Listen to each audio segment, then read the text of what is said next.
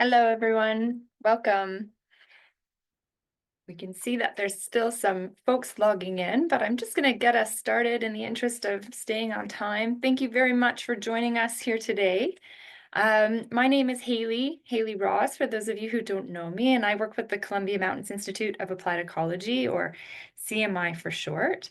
And I'm joined here by Kendall Benesh with the Kootenai Conservation Program, or KCP for short.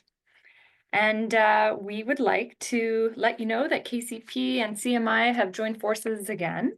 And we're here to present the 9th season of CMI's Cred Talks, the Columbia Region Ecological Discussions, and KCP's 11th Winter Webinar Series. Now, before we get going, we would like to acknowledge that the region in which both of our organizations work is the unceded homeland of the Sinixt, the Shuswap, the Ktunaxa, and the Syilx Okanagan peoples, who have stewarded and cared for this land, water, and wildlife since time immemorial. And what I want to do is invite you and give you the opportunity to provide your own land acknowledgement. So if you would like to do that, please go ahead and open up your chat and let us know whose territory you're zooming in from today. And while we do that, I'll just tell you a little bit about the series. So this season of webinars will explore the theme of stewarding for biodiversity. We're welcoming 4 speakers who will discuss the theme from different perspectives, emphasizing that conserving biological diversity for all living things requires a variety of people, viewpoints, and practices. This year's series is financially supported by Ecoscape Environmental and LGL Limited and KCP's program funders, and we send our thanks to all of those organizations. And to kick things off today, we welcome Hilary Page and Richard Klafke with the Nature Conservancy of Canada, who will share their unique journeys of grassland ecology and conservation and how they're collaborating with partners to protect and restore these vital habitats, ensuring a future for healthy bunchgrass ecosystems and the wildlife that they sustain. And I'll be introducing Hilary and Richard in more detail in just a moment. But before I do that, and while those acknowledgements roll in, thanks for participating in that, I'm going to take a moment to introduce CMI and who we are. So the Columbia Mountains Institute, or CMI, is a nonprofit organization working in the various fields of ecology. And primarily what we do is provide professional development opportunities, and those come in the form of conferences, courses, webinars, of course, and they address everything from field and data science research techniques to more complex land management conundrums. Our website, of course, is a good place to learn more about CMI, and it contains really great resources such as proceeding documents, talk recordings from all of our major events, and more. So you can find that at cmiae.org. Now, what I'd like to do is pass it over to Kendall with KCP.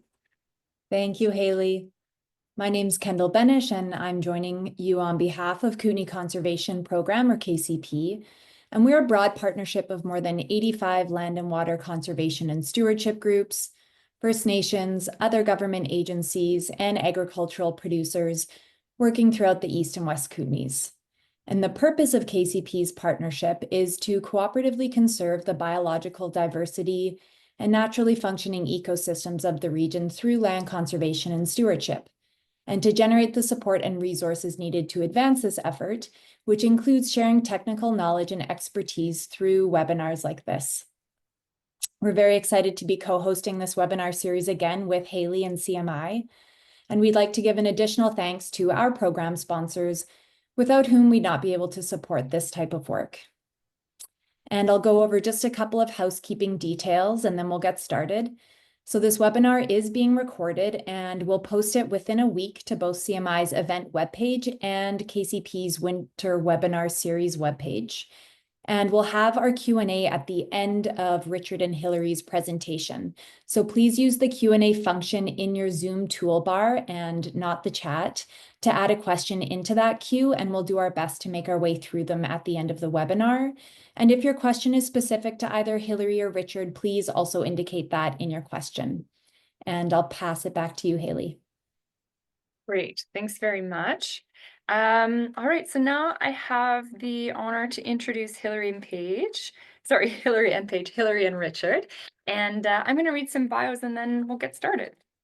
So Hillary Page has been with the Nature Conservancy Canada for 16 years and currently serves as the Senior Director for Conservation in BC. In her current role, Hillary oversees planning, landscape securement, and stewardship in the region. Hillary's conservation journey was sparked as a summer student at the Fish and Wildlife Compensation Program, where she worked on monitoring open forest restoration projects for the Rocky Mountain Trench. Armed with an undergraduate degree in conservation biology and a master's in wildlife and range management from the University of Alberta, Hillary developed her skills working as an independent biologist in the Columbia Valley, focusing on monitoring effectiveness of open forest and grassland restoration. At NCC, Hillary's mission is clear. She leverages local expertise and scientific knowledge to establish a network of conservation lands that safeguard wildlife habitats, including grasslands, ecological processes, while fostering community engagement. Next, I'm going to introduce Richard. Richard Klafke became interested in pursuing a career in wildlife biology and conservation growing up in the East Kootenay, and has lived and worked as a biologist in the Kootenay region ever since. Richard obtained his B.Sc in biology wildlife at the University of Northern BC, and then completed his M.Sc in environmental science from Thompson Rivers University on road ecology and highway mitigation for badgers in the south central BC region. Working as a contract biologist, wildlife biologist on a variety of wildlife-related projects over a decade through Western Canada and Ontario, including some short stints in Western United States, led to an understanding that conservation of important habitats is what the species he was passionate about needed most. In 2014, Richard joined the Nature Conservancy of Canada, and now he works as the program director for the Canadian Rockies program based in Invermere, BC. Richard is responsible for directing and managing conservation projects as defined by science-based planning frameworks, building strong relationships, and coordinating stewardship priorities within the expansive Canadian Rockies ecoregion. So we're really fortunate to have these two with us today. Hillary, you can take over the screen share now if you like. Okay. We'll do that. Thanks.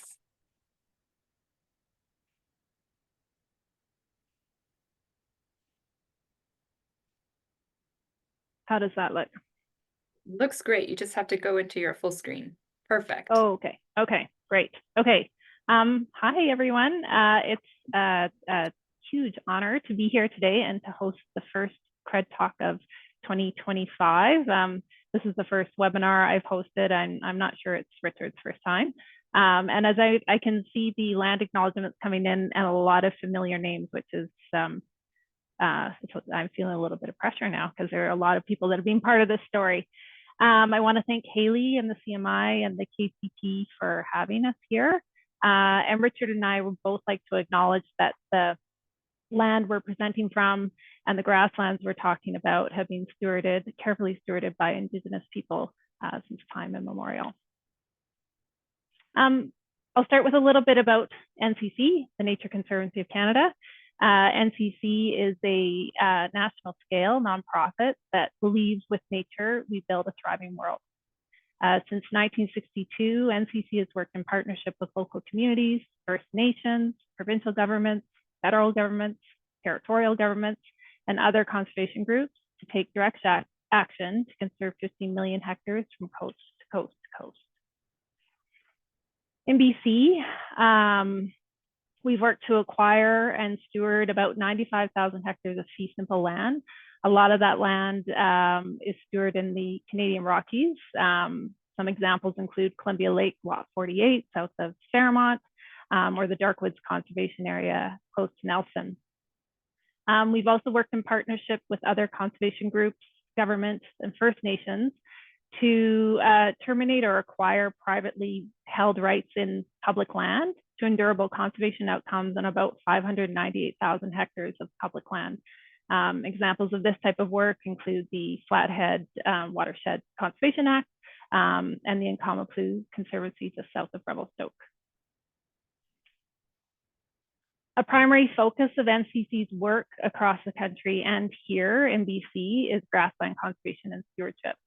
And I want to spend a little bit of time talking about the journey that Richard and I have taken to arrive here to work in partnership with organizations like the KCP to conserve these beautiful and incredibly valuable spaces.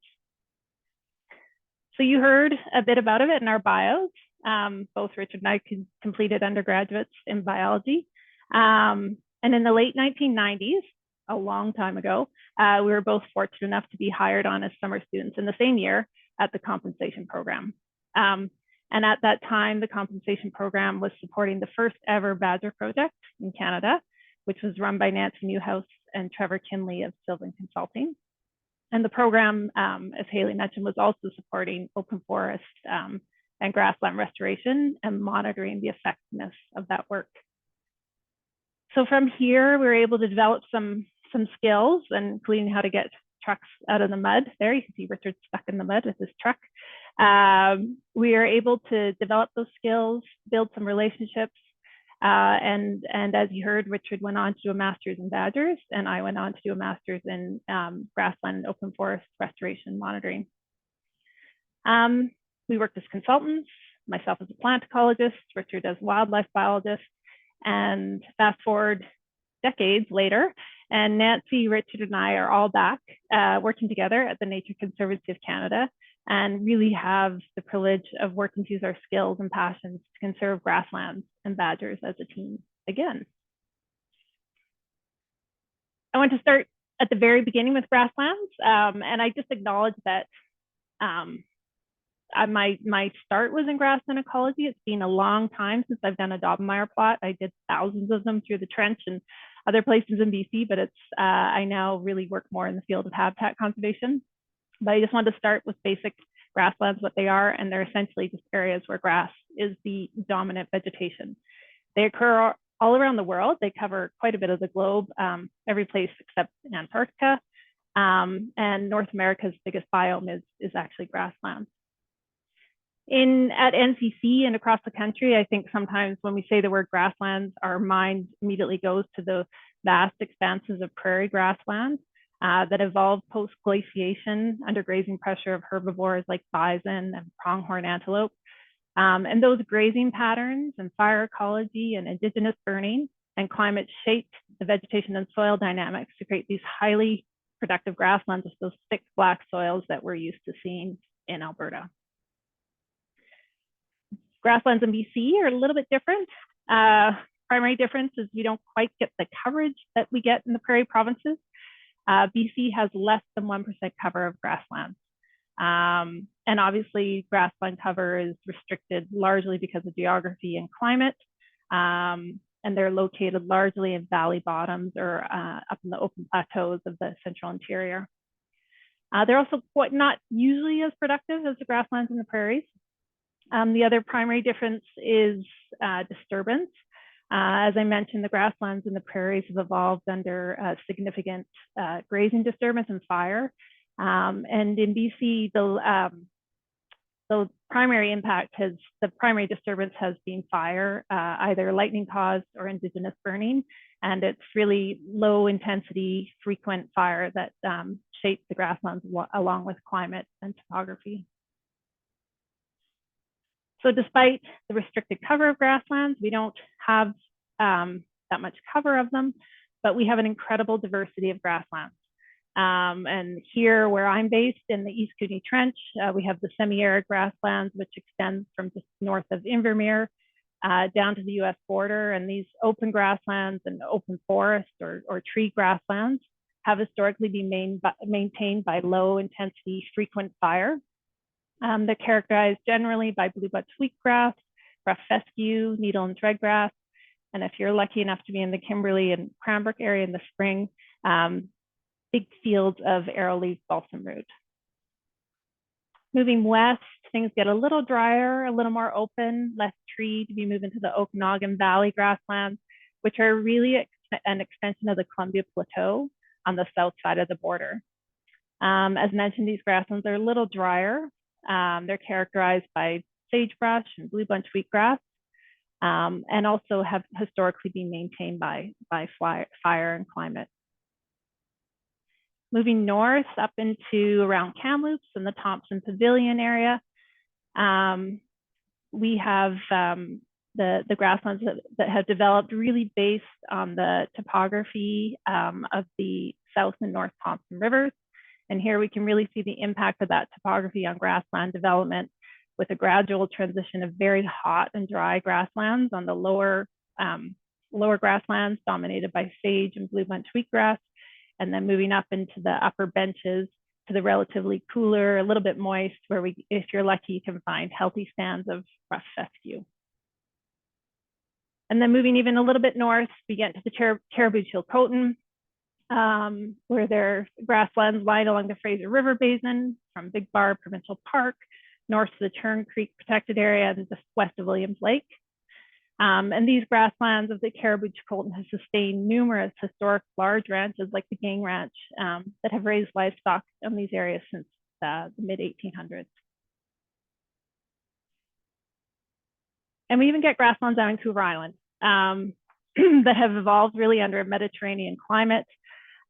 These Garry Oak communities, savanna, don't cover a huge amount of ground. It's about 2,400 hectares on the island, maintained by a long history of Indigenous burning.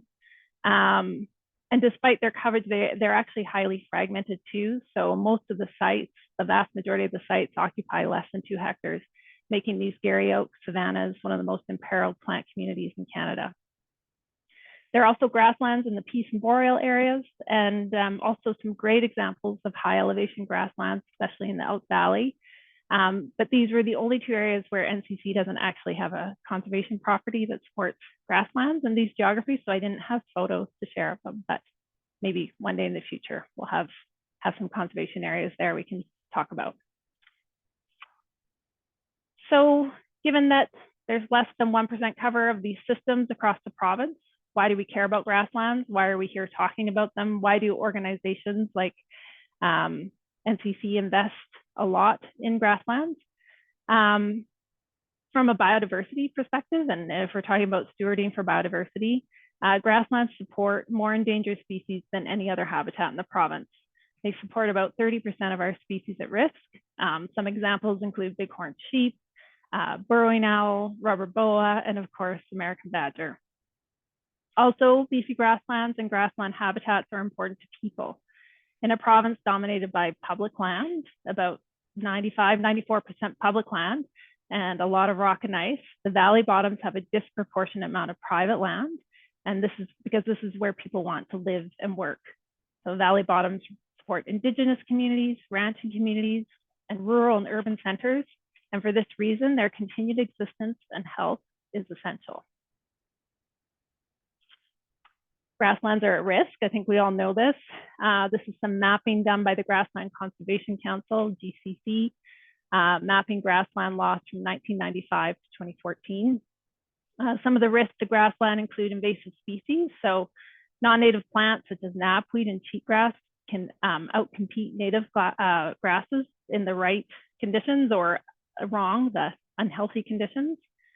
Agriculture is a threat to grasslands. And when I talk about agriculture here, I mean really incompatible agriculture that's not compatible with healthy grasslands. So conversion to vineyards or tame grass pastures is incompatible with native grasslands. There are many examples of grasslands coexisting with healthy grasslands coexisting with grazing and ranching operations across the province. Obviously, urban development is a threat to grasslands, but we see this differently in different parts of the province. Based on this mapping, it was determined that central Okanagan lost 8% of their grasslands. The North Okanagan lost 6% of their grasslands, and the Okanagan-Similkameen lost just over 4%. So most other districts experience losses much smaller than that. So the threat of development is really different based on where you are in the province. The other threat to grasslands is forest, oddly enough. Fire suppression and forest ingrowth are a significant cause of grassland loss in BC. So dug out the old blueprint for action from 2016 that the Rocky Mountain Trench Ecosystem Restoration Steering Committee developed. And they did some air photo comparisons. And so here, this is an air photo on the left from 1954, and on the right, 1994. And you can physically see the loss of grassland to forest. And this is largely due to fire suppression. And the impact this has is not only do you see a change in overstory structure, but the loss of light reaching the understory floor has a significant impact on the understory plant community composition. So bunch grasses that dominate native grasslands in BC, they are shade intolerant. And so when you shade out the overstory, you lose these species from the system, and and what's replaced are shade tolerant species like in the trenches like pine grass, which don't have the same forage values as native bunch grasses. In that document as well, they actually grouped some air photo comparisons, and over a couple sites, they mapped the loss of open grassland and treed grassland, and the increase in open forest and closed forest. And so you can see over a 50% loss of open grassland in roughly a 40-year period. The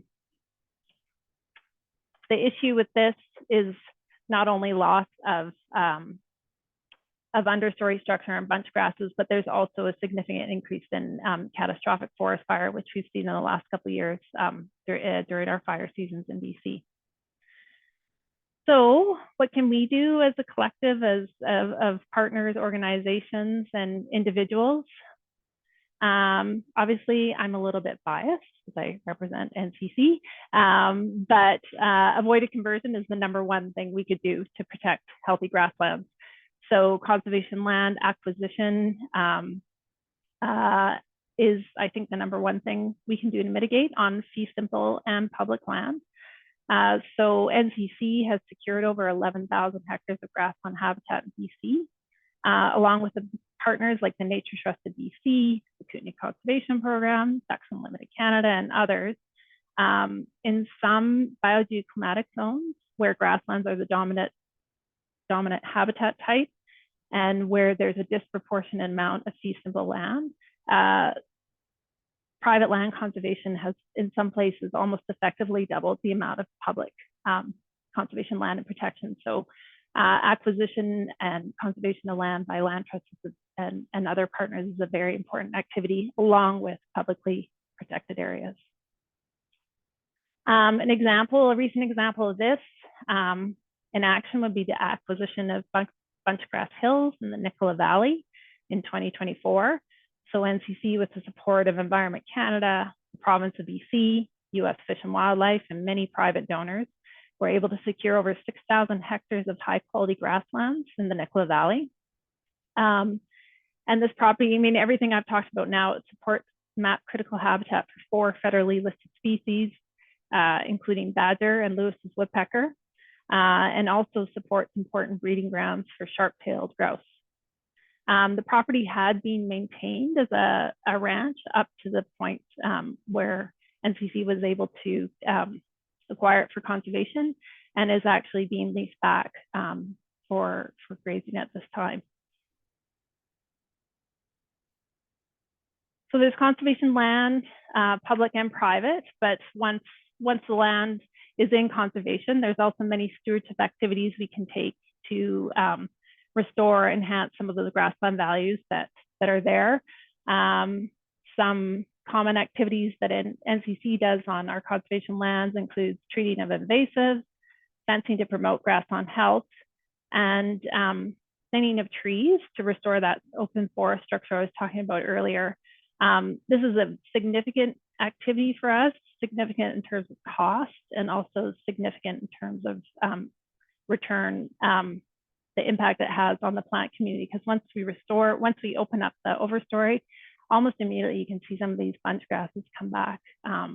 It is a cost-intensive activity, but it has amazing impact. And also the other co-benefit is it is very effective at mitigating catastrophic fire risk.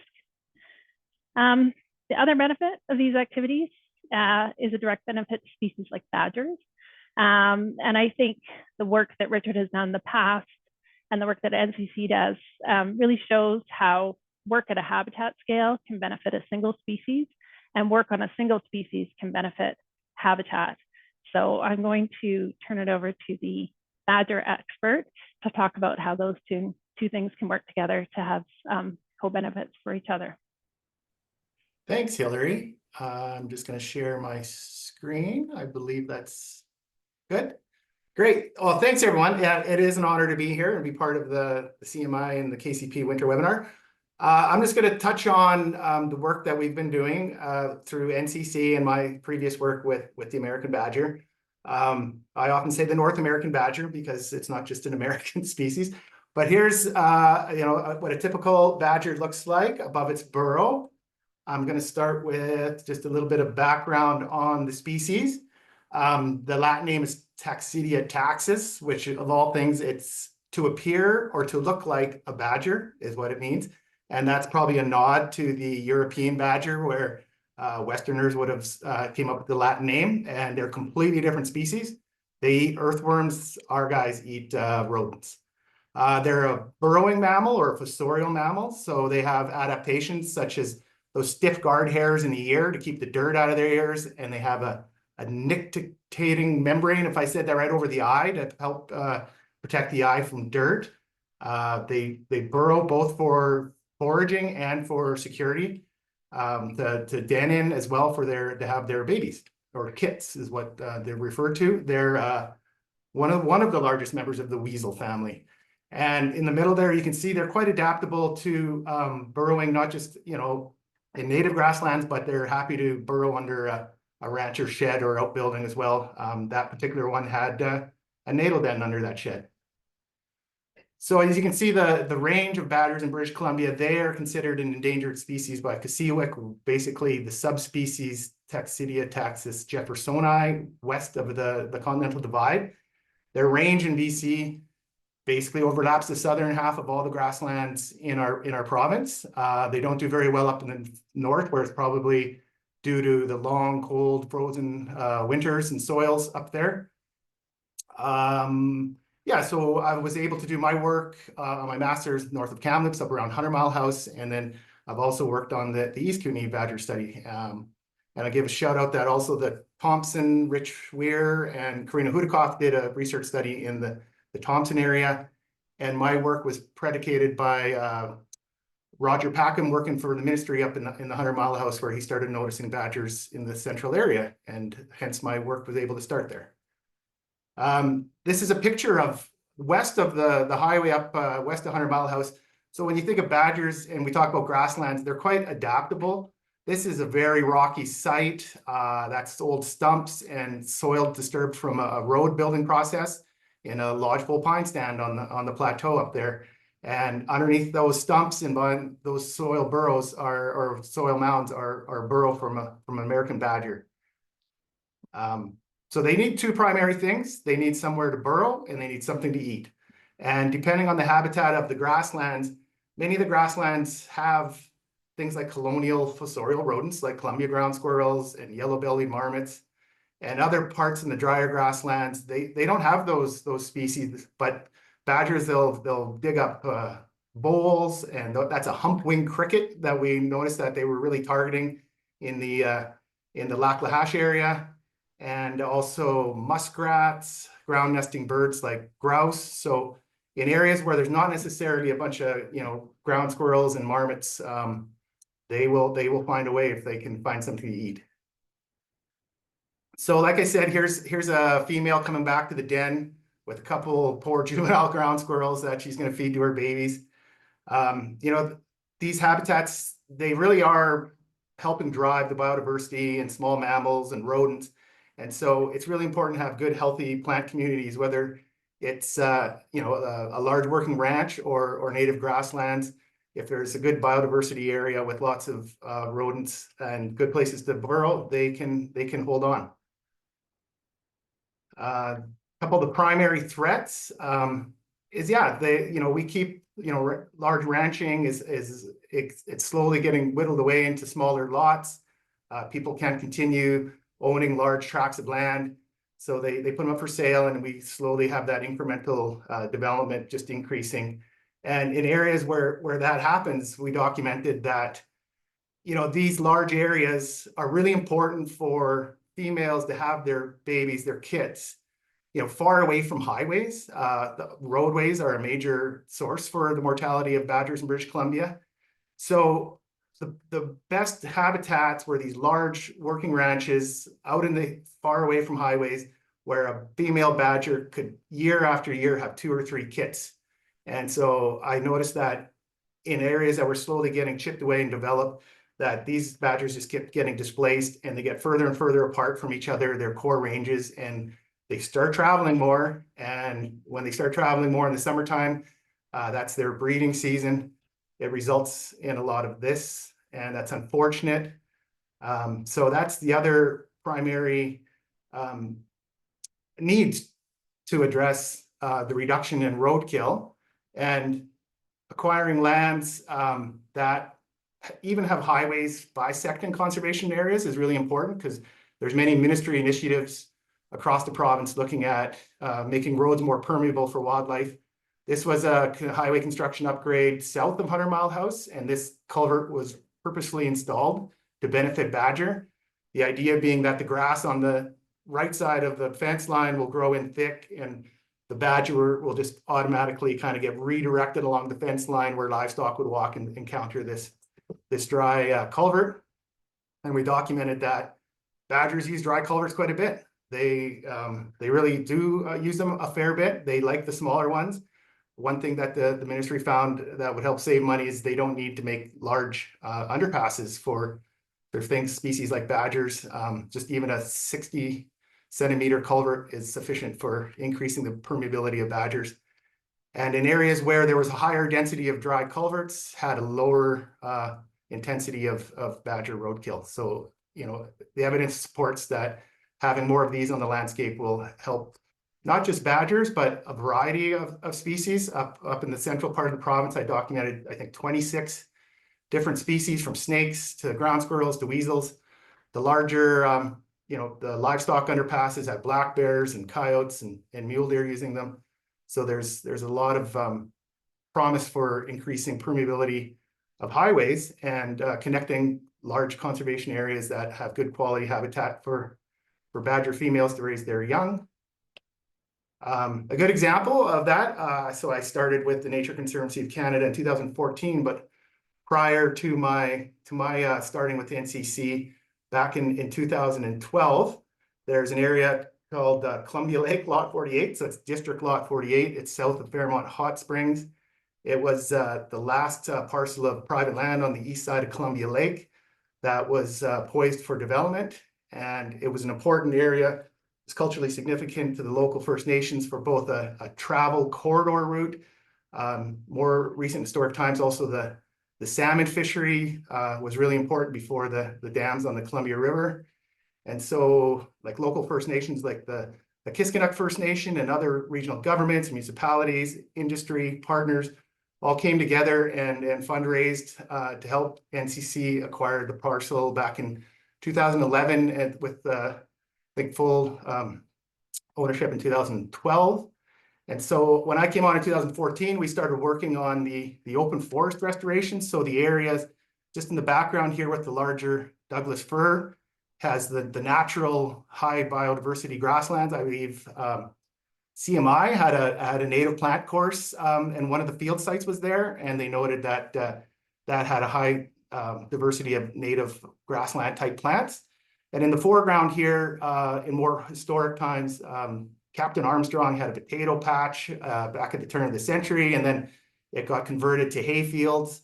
And so in these hayfield areas, there was, when we acquired the property, I was told that there was hardly a Columbia ground squirrel in the old hayfields. They had people come in and shoot them and reduce them. And in the time since I've been there and continuing working on the open forest restoration, we started noticing, this is a trail camera a few years ago, that the badgers had moved in and started taking care of the Columbia ground squirrel.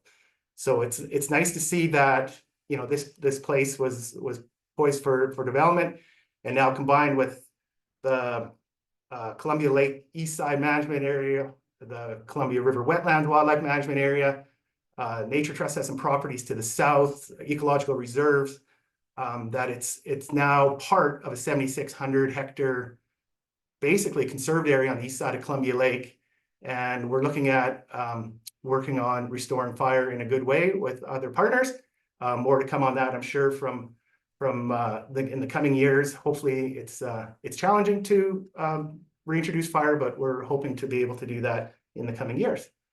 And so, yeah, I just wanted to kind of tie that on at the tail end and not take a lot of time. And I thank you for our talk today, and hopefully that didn't run too long. And thank you. I think Haley's going to lead into the Q&A. I am, you're right. Thank you very much for that, Hillary and Richard. We've got lots of time for questions. So here's what we're going to do, everyone. We're going to be using the Q&A function, as Kendall mentioned at the very beginning. You'll find that on that control panel at the bottom of your screen, there's like a black ribbon with a bunch of icons there. And one of them has a question mark on it, and underneath it says Q&A. Open up that box, and please feel welcome to add your questions on that Q&A, in that Q&A. And what we're going to do is we're also encouraging you to vote for the questions that you would like to hear asked. So if I have my Q&A box open, I can see below the questions that there's a little thumbs up icon. If you click on that icon, if you would like to hear the answer to that question, it'll let us know what the most popular questions are, and then I'll ask them in that order. So that'll be our method, and we've got plenty of time. So first question, likely for Richard, comes from an anonymous attendee. Do you have a picture of badger tracks in the snow, especially fresh snow? Are the tracks inside a half pipe like tunnel? Thanks. So I imagine you don't have time to pull up a picture, but I bet you can answer the question.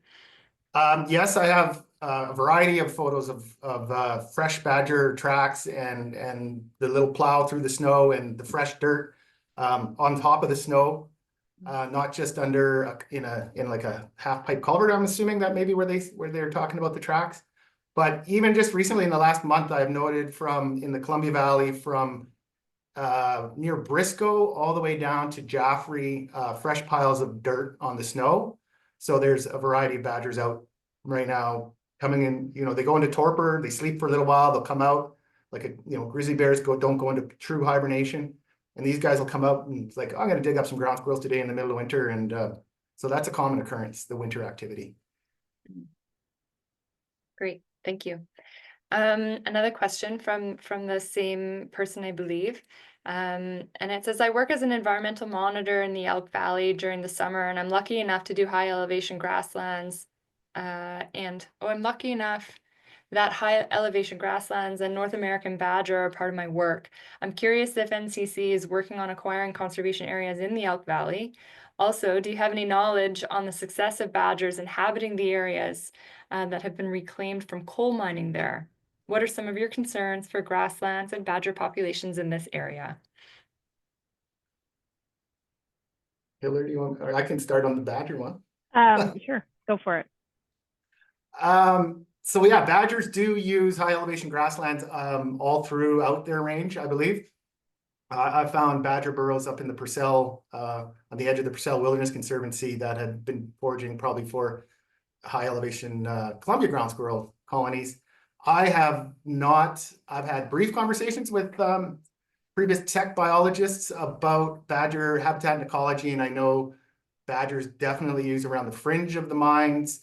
There are badgers up and down the farmlands of the Elk Valley.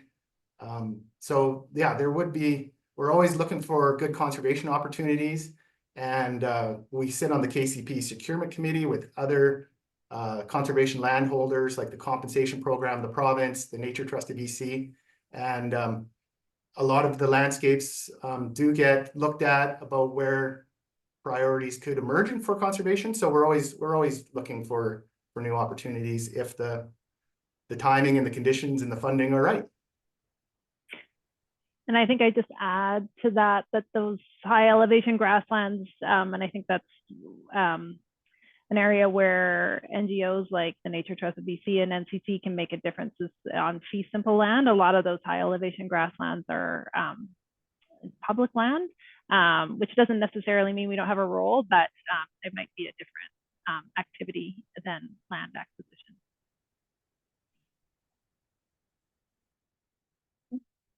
All right, I can move on to the next question. Thanks both. We have a question here from Gina, and she says, I'm often doing environmental assessments and critical habitat for badger and CDC badger polygons. How can I be more confident in identifying badger habitat if they're as adaptable as you say?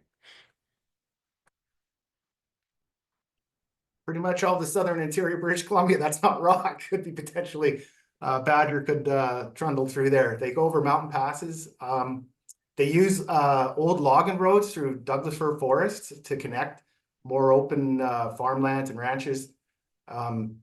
Just keep an eye open for burrows and that activity. And I think that's probably the best thing you can do is, and they're really hard to find burrows in areas that doesn't have a lot of colonial rodents because they'll reuse the same burrow over and over again. And you just got to develop that search image and yeah, do a lot of walking. Okay, great, thanks. Here's a good question, and it says, can you speak to impacts of grassland wild, sorry, it just disappeared for some reason, my apologies. Okay, can you speak to impacts of grassland wildfire on badger populations? Do the populations tend to move out, or are there benefits, or are there impacts known? Question from Eleanor, I believe. So the wildfire, hopefully not severe wildfire, is totally beneficial to badgers because you got to think it just needs to be beneficial to Columbia ground squirrels, mice, voles, marmots, yellow-bellied marmots or hoary marmots in the subalpine. We noted that in the Rocky Mountain Trench there was a wildfire east. I can't remember what valley it was where there was the white.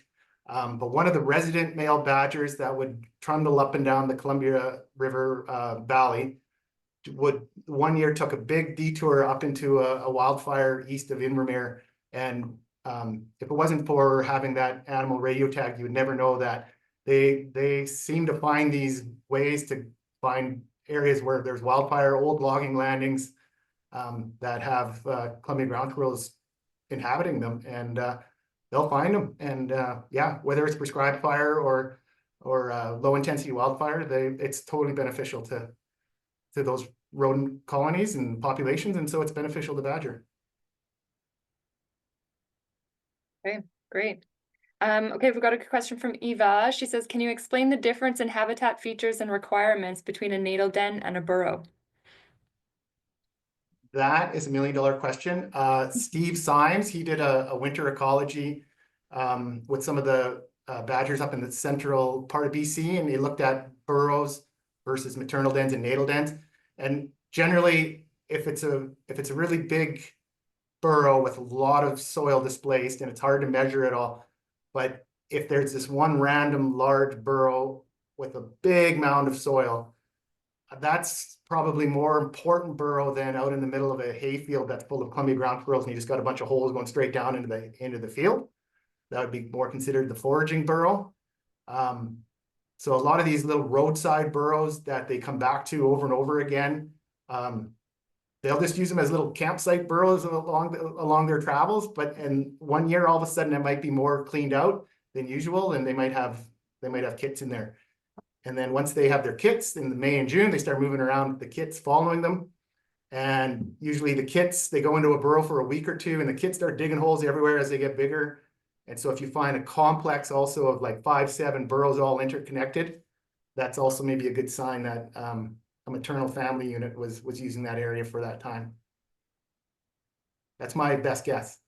It's not super scientific. Okay. Lots of experience gone into that though. Okay, we have another question from Anonymous.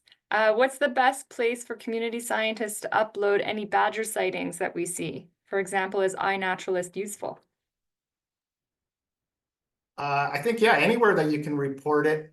There was, and I think it's still active, www.badgers.bc.ca.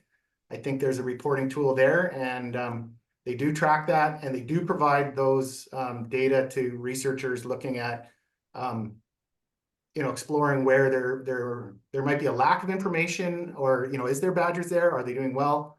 I don't think any studies have been recently done on inventory for badgers in BC since probably 2008-9. So there might be more to come there from the badger recovery team.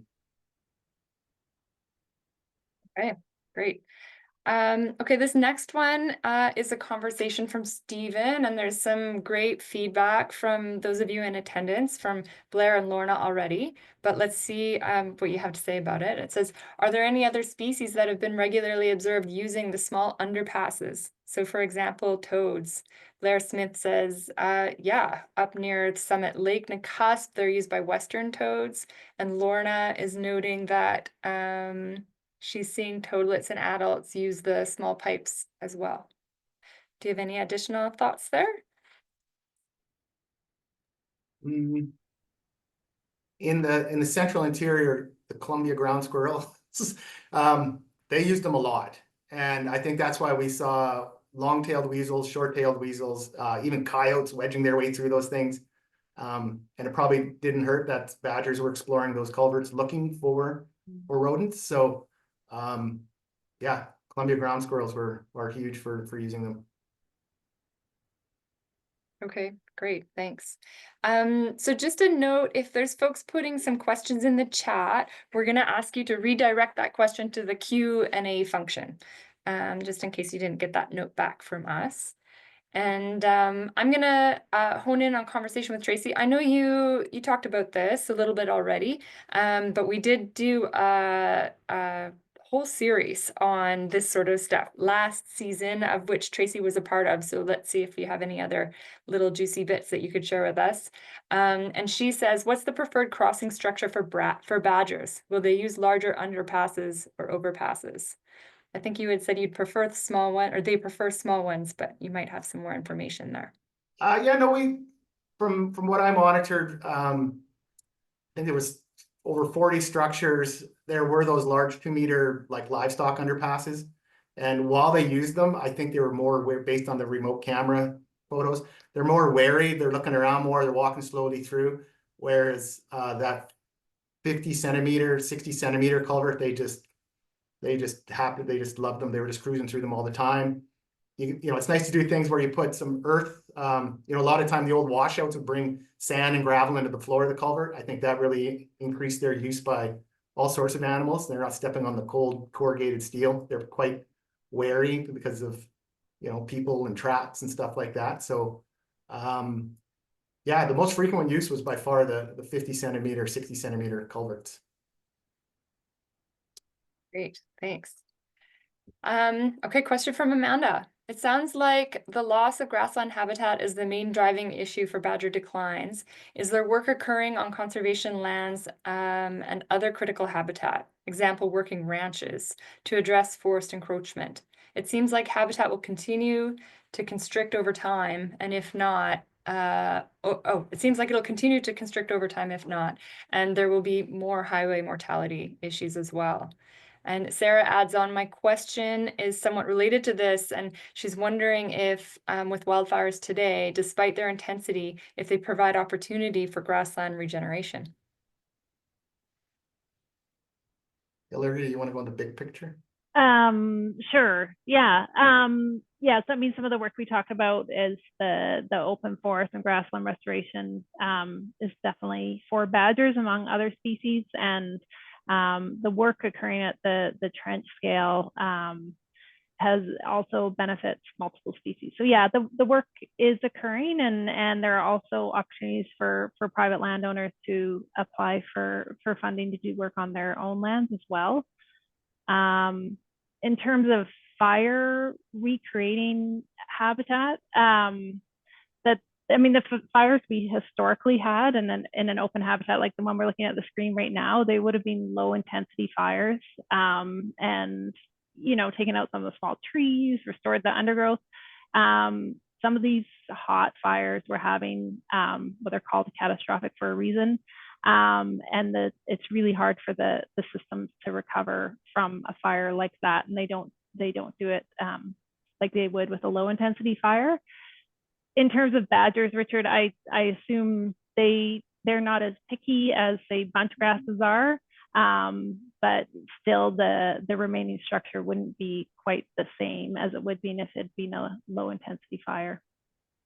Yeah, and I would add that if you look at the range of grasslands in BC, they're long linear lines up and down our valleys, and you look at the badger range map and it's broader and wider. And from Williams Lake, open Douglas fir, like in British Columbia, our grasslands, a lot of them are not like the open savanna, Alberta prairies or Saskatchewan. We sometimes call it treed grasslands. It's like it's driven by fire, big open stands of Douglas fir, ponderosa, western larch, that have a healthy bunchgrass community in the understory. And so, you know, it doesn't necessarily need to be like a true open grassland to support badgers. So there's a lot of that land in those valleys that could support badgers that a lot of people don't define as a grassland in their mind, but they're open forest grasslands. And so by thinning out the encroachment and restoring fire, it'll benefit all the species that evolved under that system, including badgers. Great. Thank you very much. Okay, so we've got, I think, a few more minutes. I'll just do a couple more questions. There's a question here from Nick. For grassland restoration and management, does the NCCBC work with grazing lessees to manage the type of grazing done and on their properties? So for example, targeted grazing, rotational grazing, and that sort of thing. Yeah, generally, yes. All our leaseholders, we work with them to ensure the grazing is compatible with conservation. But Richard, maybe you want to speak to some of the specifics, the ranchers you're working with in the trench. Yeah, so often the conservation property is fenced off. It's with wildlife friendly fencing so that young fawns and elk can get under the fence, over the fence, but still hold cattle in. And we will often divide the property into different zones and have rotational grazing. We started in a small area north of Invermere on a previous, intensive hayfield, and we started working with a local producer there to do small, high-intensity grazing in small pastures.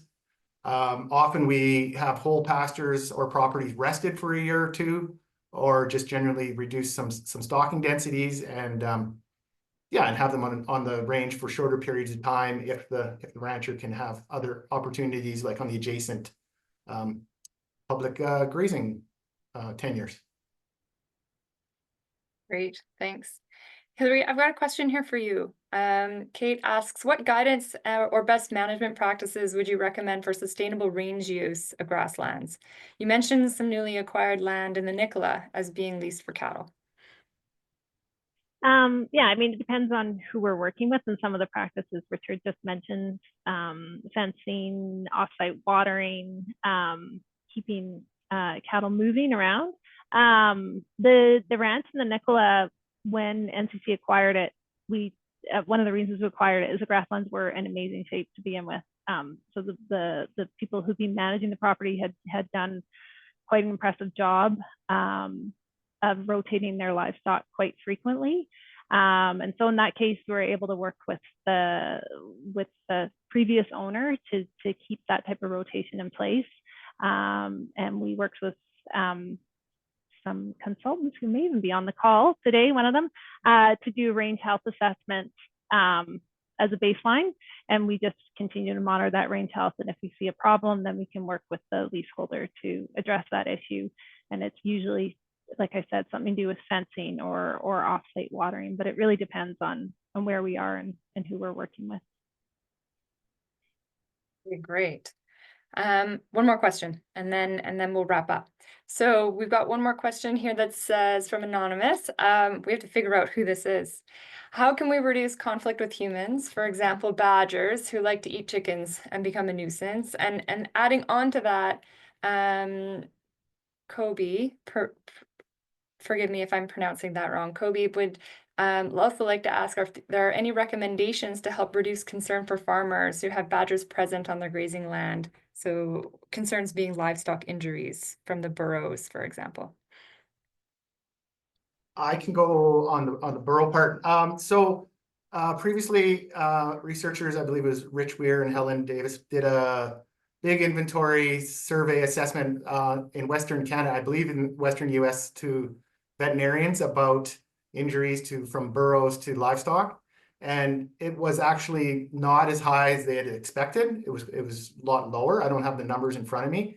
But often what I've noted when because a lot of ranchers and farmers, they recognize that the badger is doing them a favor in a way by reducing other burrowing mammals like the ground squirrels. They often just take the buckets of their tractors and smooth out the burrows on their intensively farmed hay fields. And that way they don't hurt their machinery. And then that way, if the ground squirrel comes back, the badger comes back, they just kind of repeat the cycle. And a lot of ranchers and farmers recognize and tolerate some of that soil disturbance. And quite often when you spread it out, the hay just grows right back up through the thin soil that they spread out. As far as like killing chickens and stuff, I think there's a lot of work with the Conservation Officer Service on trying to have the badger move on its own. There's various things you can try, wetting, making it a muddy area or something like that, but not flooding them out. And but yeah, translocating badgers or moving badgers is sort of a last resort. Often, yeah, I guess they might get into trouble. They might kill some chickens, but usually they don't camp out there for a long period. They do move on. They usually, when they do get into trouble, or they seem like they're setting up shop under somebody's house, they do move on in a few days. And then you just fill the burrows back in, put some rocks in there, make it less desirable for them to come back. And often that's the main ticket. Often they don't come back. Yeah, it's a tough one when they start getting into trouble. But I find that a lot of ranchers, even in the States, I was working down there. There was a rancher, he had 100 horses, and he said he had one horse ever hurt a horse leg in his time there, 30 years or something. And he had badgers all running up and down his driveway when I drove in. And yeah, he was totally tolerant of badgers because one, he didn't have time to deal with them. And two, he knew that they were reducing all the other rodents on the property. So. Yes, absolutely.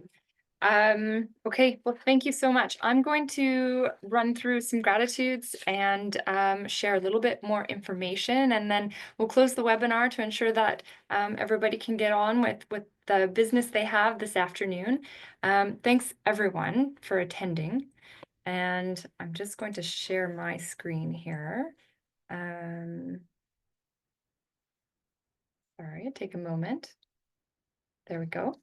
Thanks also to Richard and Hillary for your time. Thanks also for your work and for sharing it with us. There were a number of questions we didn't get to, so my apologies to everyone for not being able to get to your question.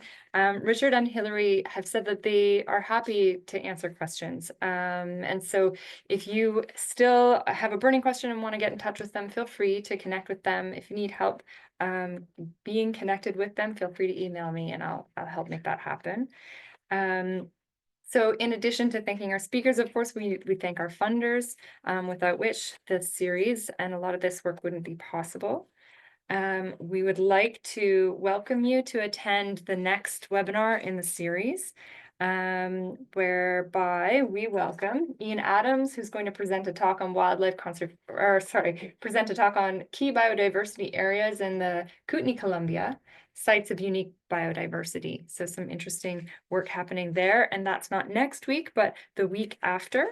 And the other little plug I wanted to make is that for those of you who are engaged in the world of grassland ecosystems, of which I know many of you are, if you haven't already heard, there's a symposia taking place in Kimberley in the first week of May on the topic of grassland health and grasslands and rangelands stewardship. So you can find that information on the CMI homepage. Registration has just softly opened, and the call for proposals, of which I think many of you on the call are likely submitting to, closes next week. So just a reminder on that. Is that it? I think that's all. Thanks, everybody. We appreciate your time and we'll reconnect soon. Thanks.